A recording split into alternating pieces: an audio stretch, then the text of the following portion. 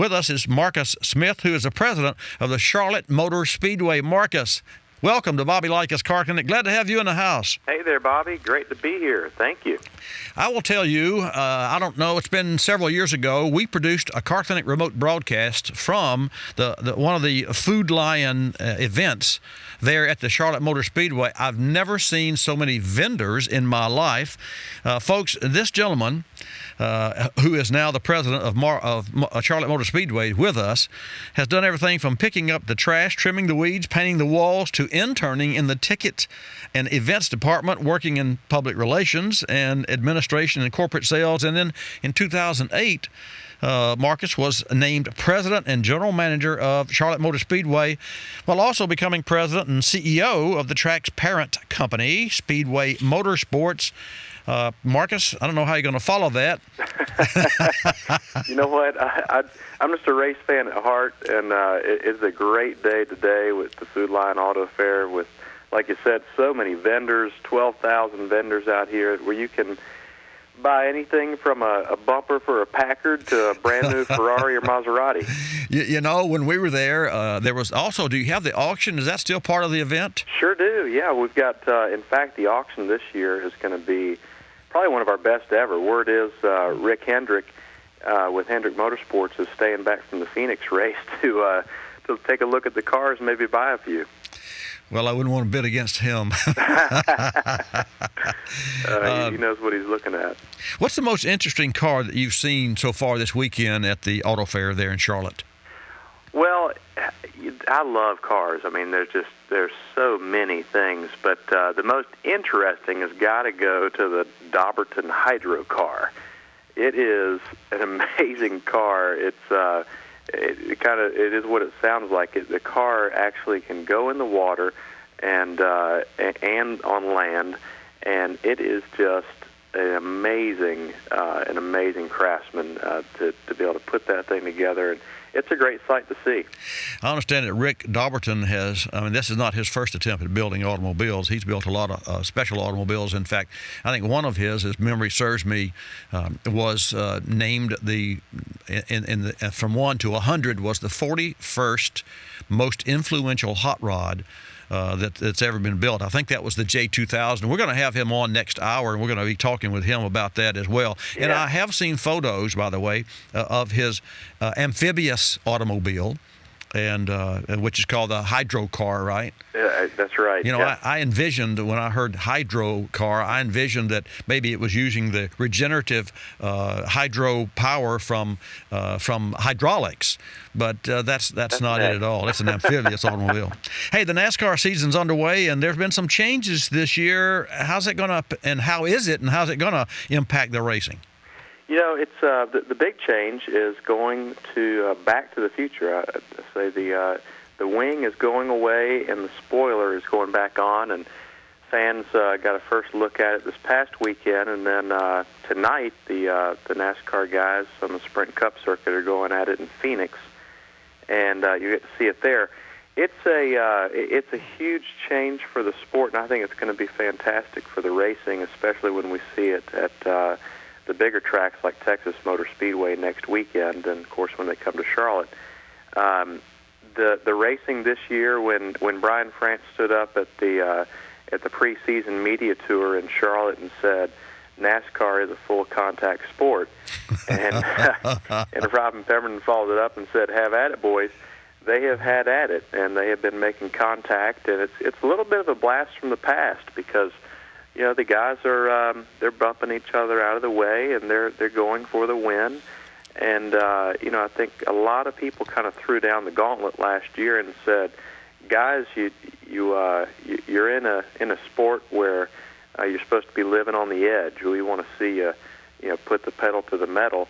And I think the drivers felt like they already are. So they are showing everybody up this year with everything from Carl Edwards and Keselowski getting together and doing an inadvertent flip from what many would say was an on-purpose bump there in Atlanta on the front stretch. And we've seen all sorts of things. Kevin Harvick and Joey Logano got together in Bristol, and who knows what we'll see tonight.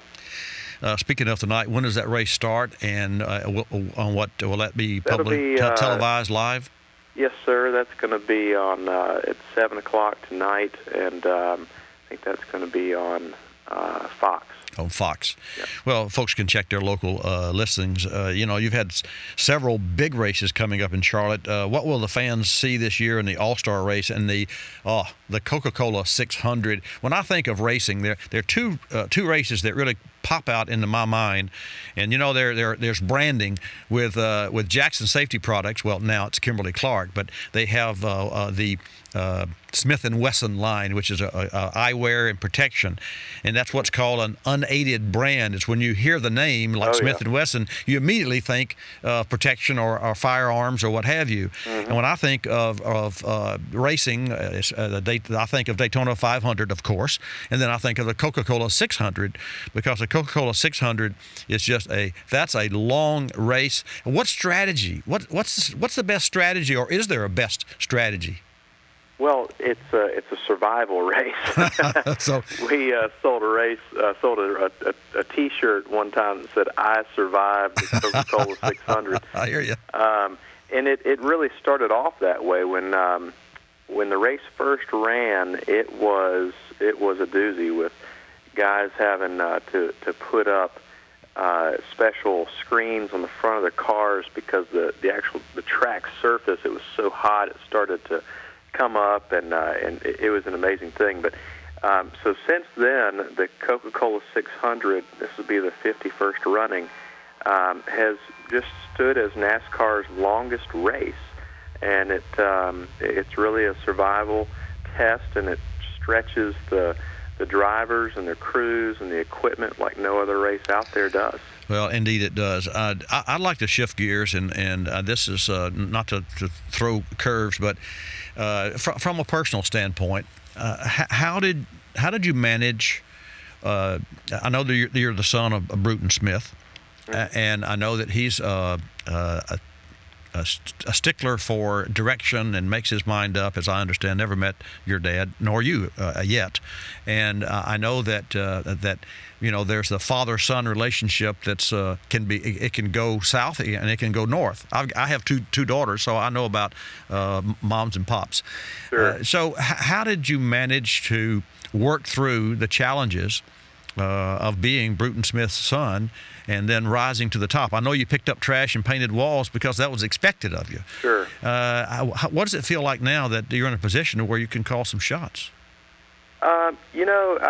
Well, as far as being Bruton's son, he's been a great dad, and he's a great leader. As far as working for him and being his employee, he's a lot more patient than what I think a lot of people would assume, and everybody in the company can tell you that.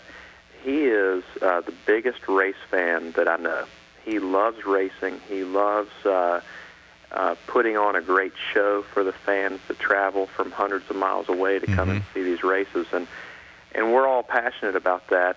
For me, I love to talk to fans and see how they're doing, and get the feedback on the races and what we're doing at the speedways, and it's been a lot of fun. I think as far as being the boss, it's you're really the chief customer relations guy, and the number one fan. You got to make sure that everything that we're doing is done right, but more importantly, you got to make sure that your team is happy and that everybody enjoys what they're doing. And that's really my goal, is that everybody who comes to work at the speedways are able to go home at night and say, wow, we had a great day today, and they love their job, and that translates back down to the fans when they come to visit us every weekend.